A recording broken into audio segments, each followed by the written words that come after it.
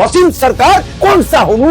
তাই থেকে অসীম সরকারকে বলছি, ইমিডিয়েট উইথড্র করো, আর উইথড্র যদি না করো বিজেপি থেকে তোমাকে ऐसा লাত মারুঙ্গা জিনা হারাম করবো। সংঘের মুসলিম রাষ্ট্রীয় মঞ্চ আছে, তারা কিন্তু ছেড়ে কথা বলবে না। বিজেপি করা লাইফের মধ্যে বরবাদ করে। এবার অসীম সরকারের বিরুদ্ধে মুখ খুললেন কলকাতা হাইকোর্টের আইনজীবী আলী আফজাল। কি বললেন তিনি জানাবো আপনাদের। দেখুন, অসীম সরকার তিনি বাঙাল, এখনো বেড়া টপকানোর পিঠে দাগ আছে। সেই লোকটি যে বিধায়ক বিজেপির দয়ায় হয়েছে, দিয়ে কি ছিল কি হনু, ছিল কি একটা কবিয়াল, ওপার বাংলাতে থেকে পালিয়ে আসার সময় তার পিঠে এখনো দাগ আছে। অসীম সরকারের পিঠে এখনো বেড়া টপকানোর কাঁটা তারের বেড়ার দাগ এখনো পর্যন্ত আছে আছে আছে। আমি চ্যালেঞ্জ করে বললাম। 2 নম্বর প্রশ্ন হচ্ছে, উনি যে দলে বিলংস করছে, উনি ভারতীয় জনতা পার্টিতে যে বিলংস করছে, সেই দলের প্রধানমন্ত্রী তিনি বলেন এক হাতে কোরআন এক হাতে ল্যাপটপ চালাও। তাহলে প্রধানমন্ত্রী বলছে কোরআনকে সম্মান দিয়ে এক হাতে কোরআন চালাও এক হাতে ল্যাপটপ চালাও মুসলমানদের উদ্দেশ্যে। আমাদের ভারতবর্ষের নতুন সংসদ ভবন যে তৈরি হলো, নতুন সংসদ ভবন যে তৈরি হলো, সেটা উদ্বোধন যখন হলো, মোদী সরকার উদ্বোধন করলো, সবকা সাথ সবকা বিকাশের সরকার করলো, ভারতের যশস্বী প্রধানমন্ত্রী নরেন্দ্র মোদী সরকার উদ্বোধন করলো। সেখানে এই পবিত্র যে অসীম সরকার বলছে যে কোরআনকে নিয়ে, সেই কোরআন পাঠ করা হয়েছিল মাওলানাকে দিয়ে, সেখানে গীতা পাঠ করেছিল, সেখানে কোরআন পাঠ হয়েছিল। কেন করেছিল? তাহলে কি উনি মোদীর থেকেও বড় নেতা? আমাদের জেপি নাড্ডা তিনি কি উনাকে বলেছেন যে উনি সর্বভারতীয় প্রেসিডেন্ট, ভারতীয় জনতা পার্টি যে পার্টিতে করছেন, যে তুমি মসজিদ, তুমি মন্দির, তুমি কোরআন নিয়ে বক্তব্য, তীর্যক বক্তব্য করো, এ কথা বলেছিলেন? জবাব দিতে পারবে? আমার রাজ্যের সভাপতি শ্রমিক বাবু তিনি কি বলেছেন ওনাকে? আমার রাজ্যের বিরোধী দলনেতা শুভেন্দু অধিকারী তিনি কি বলেছেন যে কোরআনকে নিয়ে তুমি তীর্যক মন্তব্য করো?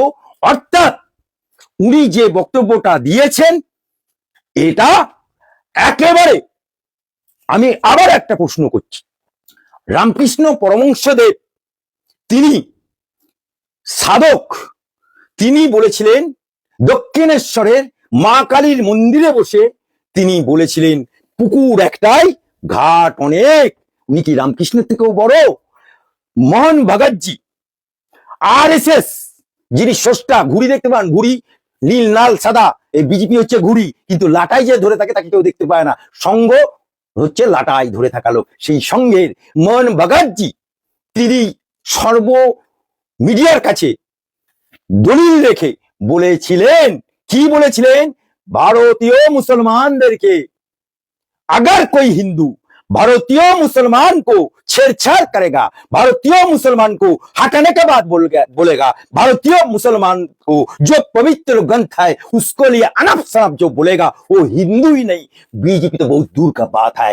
हमारे माननीय इंद्रेश कुमार যিনি কোরআনের তর্জমা করে বলেন এবং বিভিন্ন সভায় বক্তব্য রাখেন, লাকুম দিনুকুম আলুকুম বলে যে শব্দটা আছে কোরআনের, তাহলে ইন্দ্রেশ কুমারের থেকেও কি উনি বড়?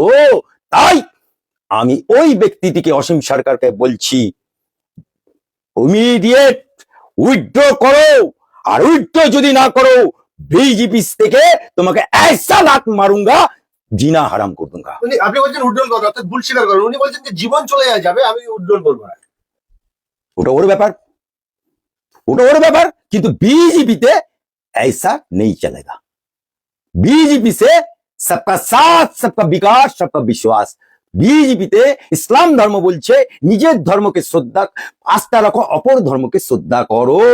তাই বিজেপিতে সংখ্যালঘু মোর্চা আছে, সংঘের মুসলিম রাষ্ট্রীয় মঞ্চ আছে, তারা কিন্তু ছেড়ে কথা বলবে না। ওর বিজেপি করা লাইফের মধ্যে বরবাদ করে দেবে। তথাকথিত রাষ্ট্রবাদী মুসলমান এবং হিন্দু যারা ভারতবর্ষে রয়েছে তারা বলছেন যে ভারতবর্ষের হিন্দু মুসলমানের মধ্যে ভাইচারা অটুট, ভারতবর্ষে হিন্দু মুসলমানের মধ্যে কোনো রকম কোনো বিভেদ নেই, কিন্তু যারা এই কাঁটাতার পার হয়ে এসেছেন, আপনি যেমন বললেন অসীম সরকারের পিঠে এখনো কাঁটাতার পারানোর দাগ রয়েছে। এই কাঁটাতার পার হয়ে যারা ওপার থেকে এপারে আসছে, তারা আমাদের না ভারতবর্ষের সংবিধান জানে, না সংস্কৃতি জানে। এরাই চাচ্ছে যে বাংলায় একটা হিন্দু মুসলমানের মধ্যে দাঙ্গা সৃষ্টি হোক। দেখুন, ভারতবর্ষের 700 বছর মুসলমান রাজত্ব করেও হিন্দুরা থেকেছে। 700 বছর মুসলমানরা রাজত্ব করেও আকবরের ছিল সেনাপতি বীরবল, নবাব সিরাজদৌল্লার শেষ নবাবের ছিল মীর মদন, মীর কাসিম ছিল, অর্থাৎ ভাইচারা ছিল, নবরত্ন ছিল আকবরের কাছে, গোপাল ভাঁড় ছিল, গল্প শোনা যায়। তাই বিজেপির সৃষ্টিকর্তা, বিজেপির জন্মদাতা, পশ্চিম বাংলার বাসিন্দা, পশ্চিম বাংলায় তার বাড়ি, কলকাতাতে তার বাড়ি। শুনে রাখো অসীম সরকার, আমি অ্যাডভোকেট আলী আব্দুল চাঁদ বলছি, বিজেপির সৃষ্টিকর্তা, বিজেপির জন্মদাতা, তার কলকাতাতে বাড়ি, পশ্চিম বাংলায় বাড়ি। তিনি মুসলমানকে কতখানা ভালোবাসতেন, বিজেপি বিজেপি করে যারা চিল্লাচ্ছে, সে বিজেপির জন্মদাতা। তিনি যখন কাজী নজরুল ইসলাম চুরুলিয়া গ্রামে অসুস্থ হয়ে পড়েছিল, তাকে দেখার কেউ ছিল না, কোনো মুসলমান এগিয়ে যায়নি। সেই বিজেপির সৃষ্টিকর্তা, বিজেপির স্রষ্টা, সেই হিন্দু ব্যক্তি তাকে কলকাতার বাড়িতে তুলে এনে তার নিজের বাড়িতে সেবা শুশ্রূষা করে, তাকে নিজের হাতে খাবার খাইয়ে, তাকে ডাক্তার নিজের পয়সায় দেখিয়ে সুস্থ করে বাড়ি পাঠিয়েছিলেন। উনি বিজেপির সৃষ্টিকর্তা, বিজেপির স্রষ্টা। আজকে যে বিজেপি পথ করে উঠছে ভারতবর্ষের বুকে, সেটা কলকাতায় ওই হিন্দু ব্যক্তিটি প্রতিষ্ঠা করেছিল। তিনিও মুসলমানকে ঘৃণা করেনি। আর অসীম সরকার কোন সা হনু? তাই উপার বাংলা শুনুন, ইসলাম ধর্ম বা গীতা বা বাইবেল, এগুলো হচ্ছে পবিত্র গ্রন্থ। কোন ধর্মই উগ্রতাকে পছন্দ করে না। মুসলমানদের মৌলবাদ যেমন পছন্দ না, মুসলমান ধর্মের মৌলবাদ, উগ্র মৌলবাদ তাকে পছন্দ করে না। সনাতনীদের, হিন্দুদের সেরকম উগ্র হিন্দুত্ববাদ চলবে না। ভারতবর্ষে উগ্র না চলবে মৌলবাদ, না চলবে উগ্র হিন্দুত্ববাদ। এখানে সবকা সাথ, সবকা বিকাশ, সবকা বিশ্বাস, कोई टूटेगा नहीं, पूरा जोरवर्धन करके ही चलेगा।